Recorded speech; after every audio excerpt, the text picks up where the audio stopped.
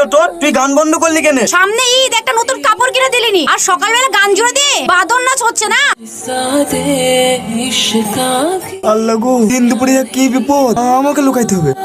সাহিল ভাই, এখানে বাঘের ভয়, সেখানেই সন্দেহ। ব্যাপার ভাই, তোমাকে তো আর দেখাই যায় না। এখন আমি আসি ভাই, ওরা দেখা করবো। আরে ভাই, সামনে ঈদ, ঈদের দাওয়াত না নিয়ে চলে যাবি? গিফট বলে কি রে, এ করবি ঈদের দাওয়াত? দাওয়াত নিবি নি? তুই দাওয়াত দিবি? তোর কি মনে হয় তুই কিপ্টি প্রতিবেশীটিকে দাওয়াত দেবো না? এমন ছোট মন এই সবিকের না। ঈদের দিন দুপুরে আমি তোর বাড়ি চলে আসবো আর তুই রাতে আমার বাড়ি চলে আসবি। তোর দাওয়াত থাকলো। দুপুরে আমার বাড়িতে চলে আসবি মানে? আমি তোকে দাওয়াত দিয়েছি নাকি? আরে ভাইয়ের বাড়ি খাবো, তো দাওয়াত লাগে নাকি? এ তো দেখছি বিশাল লজ্জাহীন মানুষ, নিজে নিজে দাওয়াত নিয়েছে। কি ব্যাপার? এই সন্ধ্যাবেলায় ইষ্টির ভার হাতে করে আমার নাতি হয়েছে গো, তাড়াতাড়ি একটা জায়গা দাও দেখি। দাও, আমাকে ভাতটা দাও, আমি মিষ্টিগুলো খেয়ে ভাতটা খালি করে দিই। এই মিনশির লেগে তোরা গ্রামের লোক আমার পর হাসাহাসি কর। আমারে ভূত, এই কিপটে বাড়ি যে আমি কেন যে ভার সরতে লাগতে কেন? চাচি, হ্যাঁ বাপ বলো। ঈদের দাওয়াত লিবা না? করবা দাও। কেন চাচি, এটা আসবে না আমার বাড়ি? হ্যাঁ বাবা আসবো। ঠিক আছে চাচি, তবে ওই কথাই রইলো, আমি ঈদের নামাজ পড়ি তোমার বাড়ি চলে আসবো। তুমি ঈদের দিন রাতে এসো। আমি জানতু এই মিনশি ঠিক কিছু একটা ফোন দিয়ে আসছে। এবার চল ভাই, খুব খিদে লেগেছে।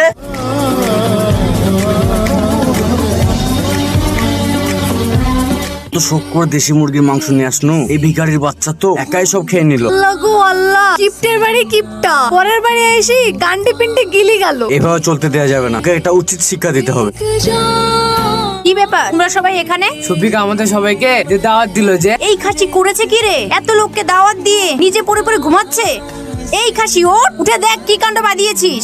ও আল্লাহ গো, এটা কারা? কেন চিনতে পারছি নি? যে দাঁত খাওয়ার বেলায় তো বেশ নিজে গিয়ে খেয়ে আসিস, আর দাঁত খাওয়ানোর বেলায় আমার পেছন দিয়ে বেরিয়ে যায়। আমি তো শুধু তোদেরকে দাওয়াত দিই, শুনু তো গুষ্টি সুটুলি চলে এসছি। কত কিছু জানিনি, দাঁত যখন দিয়েছ তখন খাওয়াটাই হবে। সকালবেলা সবার বাড়ি থেকে যে খাবার নিয়ে আসলাম সব তো শেষ হয়ে গেল। দে দে, যা আছে সব লেসি দে, প্রায় কিলো। কোন সবিক, এদের আসল খুশি পেট ভরি খাওয়া নয় রে, এদের খুশি হচ্ছে সবারই সাথে ভাগ করে খাও। তোকে সেটা বোঝাতে চেয়েছি আমি। চাচা মাংসটা সেই হয়েছিল, এরপরের বাড়িতে আগে তোমার বাড়ি খাবো, তারপর আমাদের বাড়ি খাবো।